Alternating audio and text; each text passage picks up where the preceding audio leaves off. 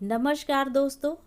कहानियों की श्रृंखला में आज सुनेंगे मालती जोशी जी की कहानी इंतहा मेरे सब्र की। लेकिन उससे पहले मेरा आपसे विनम्र अनुरोध है कि अगर मेरे द्वारा सुनाई हुई कहानियाँ आपको अच्छी लगती हैं तो मेरे चैनल को सब्सक्राइब ज़रूर करें, लाइक करें और अपने दोस्तों और परिचितों में शेयर भी करें। बेल आइकन दबाना बिल्कुल भी ना भूलें। आज सुनिए इंतहा मेरे सब्र की।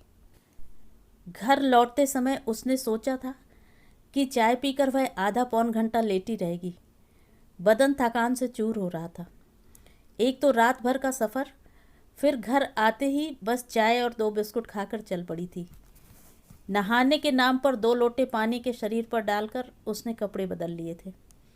ज़्यादा कुछ करने के लिए समय ही नहीं था। अब घर जाकर देखेगी, पानी की सुविधा हुई तो फिर से नहा लेगी, तभी ताज़ा दम हो पाएगी। पर उसके घर पहुंचते ही जूही उसकी गोद में मुंह छिपाकर सुबकने लगी थी। उसे कपड़े बदलने तक की मोहलत बेटी ने नहीं दी थी। उसकी पीठ पर हाथ फेरते हुए वह बार बार पूछ रही थी कि क्या हुआ बेटा, पर जवाब में केवल सिसकियां ही मिल रही थीं। क्या हुआ रे? उसने बेजारी से चेतन से पूछा, जो वहीं बैठकर पढ़ रहा था।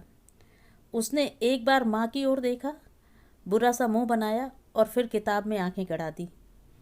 वैसे अब यह रोज का ही नाटक हो गया है। जब से शालिनी आई है, एक न एक एपिसोड होता ही रहता है। वह दफ्तर से थकी हारी लौटती है और उसके सामने शिकायतों का अंबार लग जाता है। शिकायतें दोनों तरफ से होती हैं, पर न्याय तो हमेशा एक तरफा ही करना पड़ता है। हमेशा अपने ही बच्चों को कटघरे में खड़ा करना बड़ा खराब लगता है, पर क्या करें, मजबूरी है। दिन पर दिन दोनों कुम्हलाते जा रहे हैं। इसीलिए वह जिद करके 15-20 दिनों के लिए पीहर चली गई थी। वहाँ नाना नानी मामा मामी का लाड़ दुलार पाकर दोनों के मन थोड़े हरे हो गए थे। पर क्या फ़ायदा, घर लौटते ही वही सब शुरू हो गया। पता नहीं कब इनकी छुट्टियाँ खत्म होंगी। जितनी देर स्कूल में रहते हैं, कम से कम उतनी देर को तो वह निश्चिंत हो सकेगी। कुछ देर बाद उसका भी धैर्य चुक गया। झल्ला कर बोली, एक गिलास पानी का आसरा नहीं है किसी का, पर मेरे आते ही यह रोना पीटना तो मत मचाया करो, दिमाग चटक जाता है मेरा। नालायक, बताता क्यों नहीं कि हुआ क्या है? लड़का बेचारा सकपका गया। रुवासी आवाज़ में बोला, नानी ने जो कपड़े दिए थे सब दादी ने रख लिए, और मामी ने जो खिलौने दिए थे वे भी। आते ही प्रदर्शनी लगाने की क्या ज़रूरत थी? मेरे आने तक रुक नहीं सकते थे? वो बार बार पूछ रही थी कि नाना ने क्या दिया, मामा ने क्या दिया, तो गुड़िया सब निकाल कर दिखाने ले गई। मीना कुछ कहना चाहती थी कि रुक गई। उसे लगा कि दरवाजे के पास कोई है। उसने आगे बढ़कर पर्दा जरा सा हटाया। उसका अनुमान ठीक था। दरवाजे के पास कान लगाए अम्मा जी खड़ी थीं। जैसे ही उन्हें पता चला कि मीना ने देख लिया है तो भीतर चली आईं और कड़क कर पोते से बोली, क्यों रे, आते ही मम्मी से चुगली लगाने बैठ गया? उसने कोई चुगली नहीं की है अम्मा जी, मीना ने भरसक विनम्रता से बताया। मैं ही बार बार पूछ रही थी कि गुड़िया क्यों रो रही है, तो उसने बताया। हाँ, बताया होगा कि दादी ने सब कपड़े खिलौने रख लिए, यही ना? तो तुम भी सुन लो बहू, कि घर में अगर 4 बच्चे हैं तो चारों के लिए सामान आएगा, नहीं तो किसी के लिए नहीं आएगा। तुम्हारे घर वालों को इतना तो समझना चाहिए। इसमें मेरे घर वालों का कोई दोष नहीं है। मैंने ही उन्हें शालिनी के बारे में नहीं बताया। बच्चों को भी ताकीद कर दी थी कि बुआ की चर्चा ना करें। इसमें अलग से बताने वाली क्या बात है? तुम्हारा छोटा भाई इंटरव्यू के लिए आया था, तब शालू से मिला नहीं था? तब जनवरी थी अम्मा जी, और अब जून चल रहा है। जनवरी से लेकर जून तक बेटी अगर पीहर में बैठी रहती है तो लोग 100 तरह की बातें पूछते हैं, और अपने घर की बात 10 लोगों तक पहुँचे, मुझे अच्छा नहीं लगता। मतलब कि तुम्हें शर्म आती है। तुम पीहर जाओ तो कोई बात नहीं, पर मेरी बेटी पीहर आए तो शर्म की बात है। क्यों? अम्मा जी, ये बात तो आप भी अच्छे से जानती हैं कि शालू का यहाँ रहना और मेरा पीहर जाना, इन दोनों चीज़ों में बहुत फ़र्क है। वैसे भी मैं पूरे 2 साल बाद गई थी, वह भी सिर्फ 15 दिनों के लिए। मेरे माँ बाप भी बूढ़े हो चले हैं, उनका भी मन बेटी से मिलने को करता है। उनकी आंखें भी नवासों को देखने के लिए तरसती हैं, और बच्चों को भी तो थोड़ा बदलाव चाहिए। छुट्टियों में सारे बच्चे कहीं ना कहीं जाते हैं, मेरी वजह से ये बेचारे घर में बंद कर रह जाते हैं। थोड़े बड़े हो जाएंगे तो अकेले ही भेज दिया करूँगी। ओफो अम्मा, तुम कहाँ चली जाती हो?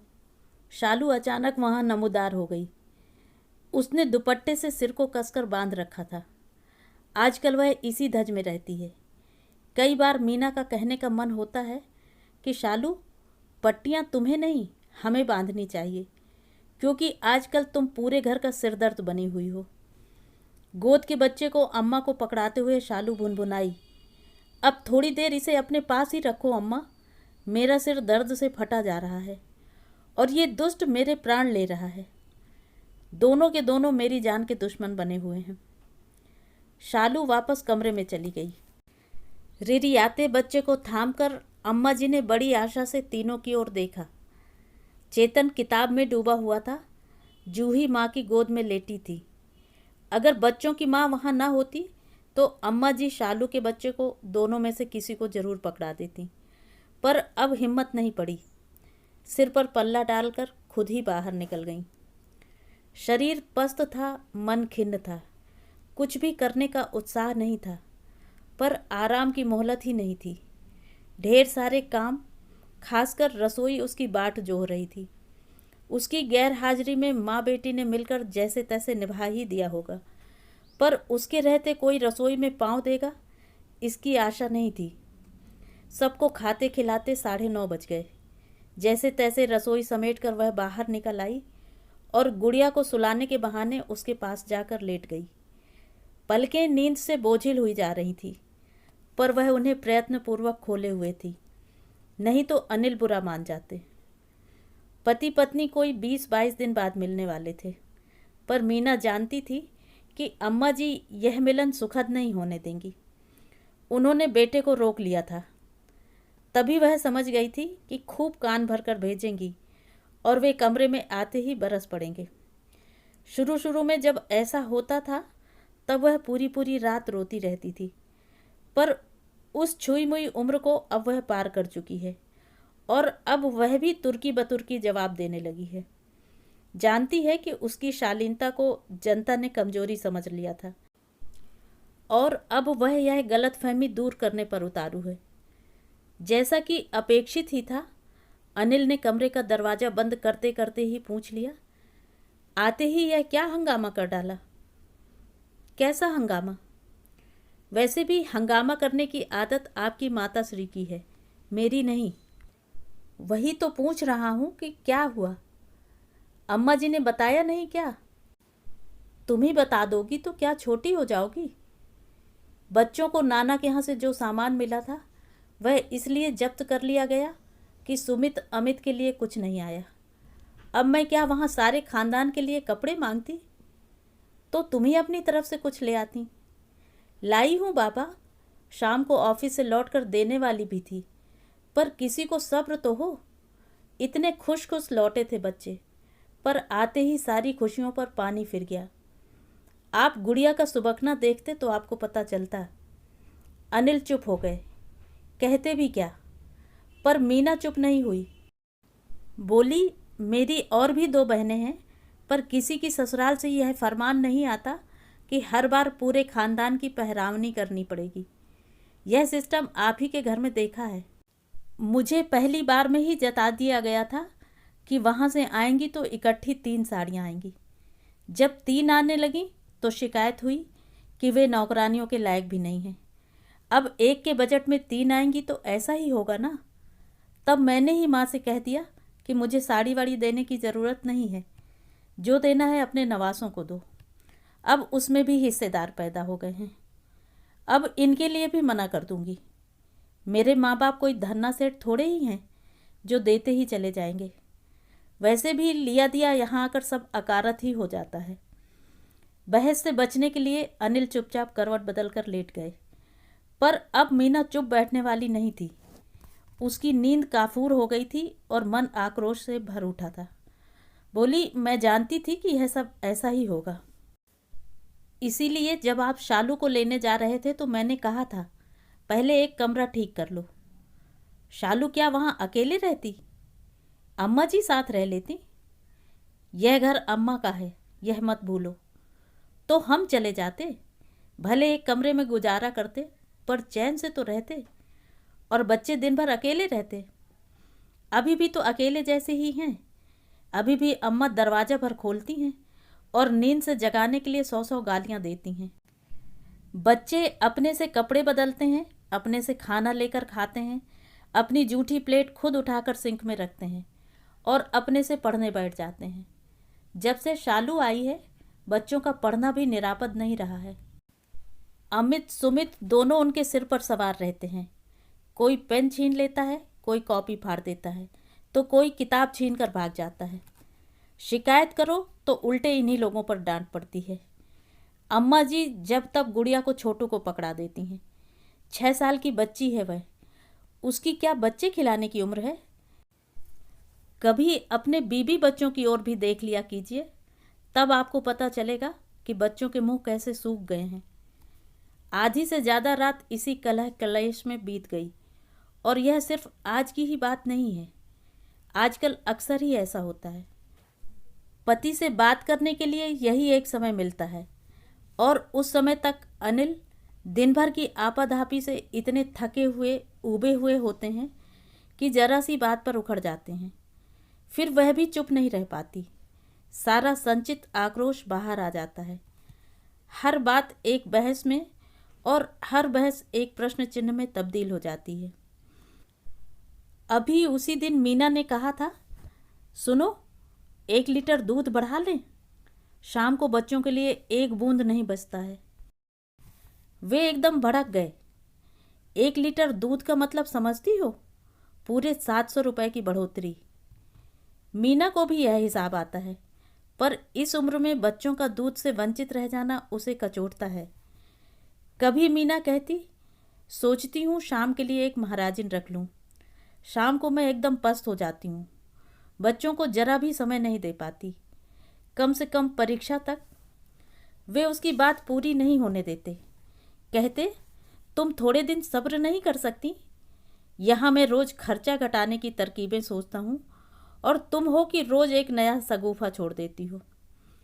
वह कहना चाहती है कि फिर बच्चों के लिए एक ट्यूशन ही लगवा दो, पर कहते हुए डर लगता है, सुनते ही झल्ला जाएंगे। उनका आजकल तकिया कलाम हो गया है। तुम थोड़े दिन सब्र नहीं कर सकती? कितने दिन सब्र करे मीना? 10 साल से यही तो करती आ रही है। वह पति की परेशानियां समझती है, जानती है वे कर्ज की किस्तें चुकाते चुकाते बेचारे हलाकान हो गए हैं। घर की किस्तें अभी भर ही रहे थे कि शादी हो गई। भाग्य से मीना को बैंक में नौकरी मिल गई तो थोड़ी राहत मिली। 5 साल में 2 बच्चे। उन खर्चों से निजात पाते पाते बहन की शादी सिर पर आ गई। माँ बेटी के नखरों के मारे वर संशोधन भी एक समस्या ही बन गया था। जैसे तैसे करके एक जगह बात बनी। घर वर अम्मा जी ने पास किया तो बहन के हाथ पीले हुए। कर्ज का बोझ फिर से सिर पर आ गया। इसी बीच शालू के 2 बच्चे हुए। नेक व्यवहार ने खर्च का भार और बढ़ा दिया। इतने पर भी शालू वहाँ निभा ले जाती तो वे संतोष कर लेते। बार बार आना जाना लगा ही रहा। पिछले 6 महीनों से तो वो यहाँ जमकर बैठ गई है। माँ ने ऐलान कर दिया कि जब तक जमाई राजा नाक पकड़कर माफ़ी नहीं मांगेंगे वह बेटी को उस कसाई खाने में नहीं भेजेंगी। और जमाई राजा हैं कि मुंह में दही जमाए बैठे हैं। पिछले 6 महीनों में उन्होंने एक फ़ोन भी नहीं किया। जब से शालू आई है घर का सारा बजट गड़बड़ा गया है। लेकिन उन लोगों के लाड़ प्यार में खान पान में कोई कमी अम्मा जी बर्दाश्त नहीं करती हैं। बस गाज गिरती है तो उसी के बच्चों पर। इसीलिए वह भी इन दिनों बगावत पर उतर आई है। बच्चों की पढ़ाई का जो हाल हो रहा था वह उससे बर्दाश्त नहीं हो रहा था। हार कर उसने अपनी मुँहबोली ननंद राधिका को पटाया और बच्चों को उसके पास भेजने लगी। राधिका उन दिनों फुर्सत में थी। उसने एमए कर लिया था और उसके लिए जोर शोर से लड़के ढूंढे जा रहे थे। 2 घर छोड़कर ही घर था उसका। लाने ले जाने का झंझट नहीं था। सोचा कुछ नहीं तो कम से कम होमवर्क ही करवा देगी। कम से कम बच्चे वहाँ शांति से पढ़ तो सकेंगे। सबसे अहम बात तो यह थी कि आपस का मामला था, इसलिए सस्ते में निपट गया था। बाहर के ट्यूशन्स तो बहुत महंगे थे। अम्मा जी को तो उसने यही बताया था कि राधिका बच्चों को मुफ्त में पढ़ा रही है, नहीं तो वे फिजूल खर्ची पर एक लेक्चर दे डालती। पर इस 28 मई को राधिका की भी शादी हो गई। बच्चों की पढ़ाई की समस्या फिर से उसके सामने मुंह बाए खड़ी थी।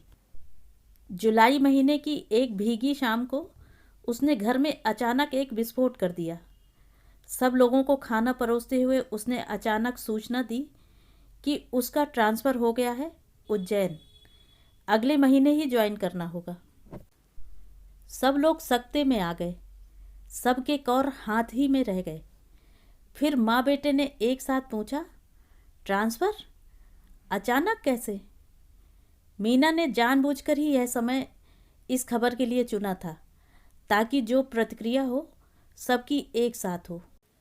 माँ बेटे की हैरानगी को नज़रअंदाज करते हुए उसने शांत भाव से कहा, नौकरी में ट्रांसफ़र होते ही रहते हैं, इसमें आश्चर्य क्या है? अब तक तो नहीं हुआ था, अम्मा जी बोली। ये अपनी खुशकिस्मती थी। कैंसिल करवा लो, मैं कल ही आकर तुम्हारे जीएम से मिलता हूँ। कैंसिल तो मैं नहीं करवाऊंगी, उसने पति को 2 टूक उत्तर दिया। प्रमोशन पर जा रही हूँ, ऐसा गोल्डन चांस छोड़ता है कोई? यहाँ क्या होगा? अम्मा जी को चिंता हुई। यहाँ क्या होना है? आपके सुपुत्र तो आपके पास ही रहेंगे। बच्चों को रख सकें तो ठीक है, वरना उनकी टीसी निकलवा लेते हैं। और रोटी पानी? रोटी पानी के लिए आप हैं, शालू हैं, 3 जनों का खाना ही कितना होता है? शालू क्या यहाँ तुम्हारा चूल्हा फूंकने के लिए आई है? एक तीखा सा उत्तर मीना की जबान तक आया था, पर उसे गटकते हुए उसने कहा, तो एक मिसरानी रख लेते हैं। मैं तो इनसे कितने दिनों से कह रही हूँ कि कम से कम दोनों वक्त फुलके उतारने के लिए किसी को रख लेते हैं। अम्मा जी से निबटकर मीना पति से मुखातिब हुई, सुनो, इस वीकेंड पर उज्जैन चले चलते हैं। अच्छा सा पास पड़ोस देखकर कोई घर ठीक कर लेते हैं। बच्चों के स्कूल के लिए भी पूछताछ कर लेंगे। मेरा ऑफिस दूर हो तो कोई बात नहीं, पर बच्चों का स्कूल पास होना चाहिए। लगता है तुम जाने के लिए तैयार ही बैठी हो। अरे इतनी अच्छी पोस्टिंग है, मेरे मना करने भर की देर है, कोई भी लपक लेगा। फिर बाद में किसी वज्र देहात में फेंक दिया तो मुसीबत होगी। आजकल हर कहीं तो बैंक की शाखाएं खुल गई हैं। मैं अकेली तो खैर कहीं भी रह लूँगी, पर बच्चे साथ हों तो उनके हिसाब से सोचना पड़ेगा ना। और फिर उज्जैन ऐसा दूर भी नहीं है, आप भी शनिवार इतवार आ सकेंगे। अपनी तरफ से विषय का उपसंहार कर वह सोने चली गई। माँ बेटे बहुत देर तक विचार विमर्श करते रहे, जो कि अपेक्षित ही था। उसका निष्कर्ष यह निकला कि कमरे में आते ही अनिल ने मीना से कहा, अम्मा का ख्याल है कि ट्रांसफ़र हुआ नहीं है, करवाया गया है। और अम्मा के लाडले क्या कहते हैं? मेरा भी कमोवेश यही अनुमान है। तो आपका अनुमान एकदम सही है। वहाँ की पोस्टिंग निकली थी तो मैंने ऑप्शन दे दिया। मुझसे एक बार पूछना भी ज़रूरी नहीं समझा? पूछने से आप हाँ कर देते क्या? 100 समस्याएं गिना देते। समस्याएं तो मैं अब भी गिना सकता हूँ, पर उनसे आप अकेले ही निपटिएगा। मुझ में अब उतना सब्र नहीं है। मैंने अपने जीवन के 10 वर्ष, 10 बेशकीमती वर्ष आपके परिवार के लिए खर्च कर दिए। अब मैं अपने बच्चों को कुछ समय देना चाहती हूँ, उनके लिए जीना चाहती हूँ। मतलब यह कि पूरे 10 साल तक मैंने अपनी सारी आशाएं, आकांक्षाएं, सारे शौक़, सारे अरमान ताक पर रख दिए थे।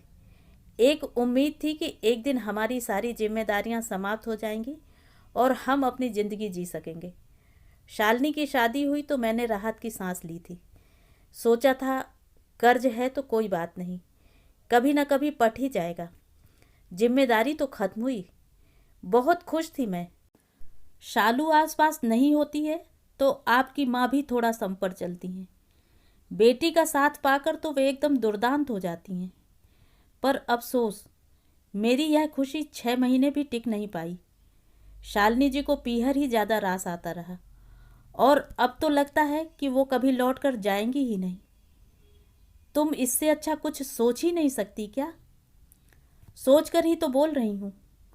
आपकी माँ ने बेटी को इस तरह ग्रूम किया है कि वह कभी किसी से निभा ही नहीं सकती। न वह किसी के साथ एडजस्ट कर सकती है, न शेयर कर सकती है। हर समय दूसरे पर चढ़ी ही रहना चाहती है। ससुराल में ये तेवर कौन बर्दाश्त करेगा? आप खुद देख लो, उसे आए 6-7 महीने हो चले हैं। नीरज जी ने एक बार भी सुध नहीं ली है। तुम्हें वहाँ का माहौल पता नहीं है? हिंदुस्तानी ससुरालें तो ऐसी ही होती हैं। अपने यहाँ का माहौल क्या उससे बेहतर है? सुबह से शाम तक खटती रहती हूँ, शरीर से भी पैसों से भी, पर कभी प्रशंसा के 2 बोल नसीब नहीं हुए। सिर्फ ताने और उलाहने ही मिलते रहे हैं। मन एकदम छलनी हो गया है। फिर भी यहाँ पड़ी हूँ क्योंकि मैं अपने माँ बाप का बुढ़ापा नहीं खराब करना चाहती, अपने भाइयों की गृहस्थी में जहर नहीं घोलना चाहती। खैर, अपने हिस्से का जितना सहना था मैंने सह लिया, पर मैं अपने बच्चों के कुमलाए चेहरे नहीं देख सकती। मैं उन्हें इस कलह क्लेशपूर्ण वातावरण से दूर ले जाना चाहती हूँ। उन्हें एक स्वच्छ सुंदर माहौल में बड़ा करना चाहती हूँ। अगर हम अपने माता पिता के प्रति उत्तरदायी हैं तो हमारी एक जिम्मेदारी बच्चों के प्रति भी बनती है। उसे हम कब तक अनदेखा करेंगे? यही समझ लीजिए कि हमने अपनी जिम्मेदारियों का बंटवारा कर लिया है। इस घर से किसी को निकालने का हक मुझे नहीं है, पता है, पर मैं इस घर से जा तो सकती हूँ ना। मेरा वह हक तो कोई नहीं छीन सकता। और अगर ना जाने दूँ तो रोक कर देख लो। उसकी तनी हुई मुद्रा देखकर अनिल सहम गए। समझ गए कि जिसे इतने वर्षों तक कर्तव्यों के बोझ से लाद रखा था, वह अब अपने अधिकारों के प्रति भी सचेत हो उठी है। उसे लौटाना अब असंभव ही है। तो ये थी कहानी। कहानी आपको कैसी लगी? कमेंट करके ज़रूर बताएं।